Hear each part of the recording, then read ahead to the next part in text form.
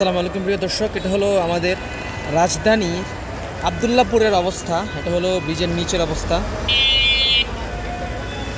আমরা অনেকে দূর দূরান্ত থেকে ঢাকা এসে আবদুল্লাপুর নামার পরে অনেকে কনফিউশন হয়ে যায় যে কোত্থেকে কোথায় যাব। দেখেন নিচে দিয়ে কিন্তু কোনো বাস চলাচল করতেছে না।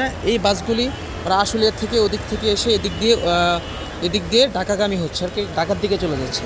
আর এই পাশ থেকে কিন্তু কোনো বাস আসতেছে না, আসা যাওয়া করতেছে না, কারণ সামনের যে নিচের যে ব্রিজটা ছিল সেই ব্রিজটা কিন্তু কিছুদিন আগেই, বেশ কয়েক মাস আগে কিন্তু সেখানে ব্রিজটা ভেঙে পড়ে গেছিলো। এই জন্য এখানে সীমিত পরিসরে শুধু রিক্সা এবং অটো এগুলি চলাচল করতে পারে, আর পথচারীরা পারাপার হতে পারে।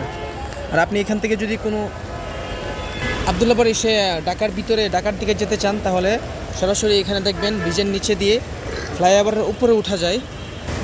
এই পাশ দিয়ে আপনি ওই যে সিঁড়ি দেখা যাচ্ছে, সবাই উঠতেছে, ওখান দিয়ে আপনি উপরে উঠবেন আগে।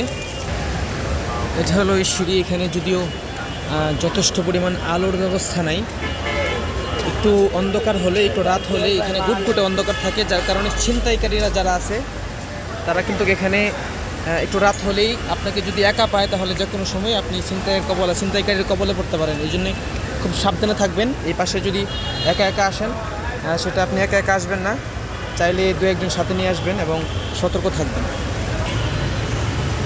এই পাশ দিয়ে আপনি একটু সিঁড়ি বেয়ে উপরে উঠেই দেখবেন যে এই পাশ দিয়ে এই গাড়িগুলি সব যাচ্ছে গাজীপুর হয়ে, তারপরে ময়মনসিংহ, কিশোরগঞ্জ ওইদিকে যাবে। আর এই পাশের যে গাড়িগুলো আছে, আপনি যদি ঢাকার ভিতরে যেতে চান তাহলে এই পাশ থেকে আপনাকে উঠতে হবে। এখানে যদিও ফ্লাইওভার চালু হয়েছে, কিন্তু এই যে আমাদের অবস্থাগুলো দেখেন, এখানে লিফট আছে কিন্তু লিফটটা এখন চালু হয় নাই, মনে হচ্ছে চালু হওয়ার আগে এগুলো নষ্ট হয়ে যাবে। এখানে মানুষ এভাবে পারে, এভাবে প্রস্রাব করে, নোংরা করে, একদম ময়লা করে ফেলছে। আর এই স্টপেজের যে নিয়ম কানুন, এগুলি কেউ এখন চালু হয় না এবং মানতেছে না। আপনাকে খুব সতর্কতাভাবে আগে রাস্তার ডান পাশে যেতে হবে, কিছু করার নাই, এদিক দিয়ে নামতে হবে। আপনি গাড়ি খেয়াল করে এটা রাস্তাটা পার হতে হবে, খুব খেয়াল করবেন।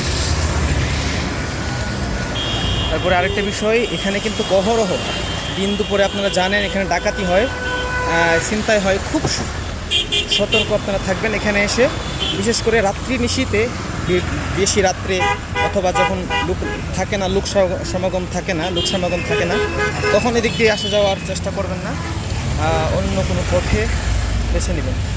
তো এখানে দাঁড়িয়ে আপনাকে একটু ওয়েট করতে হবে। আমি যাব একটু তেজগাঁওয়ের দিকে, এখন বলাকাতে উঠবো।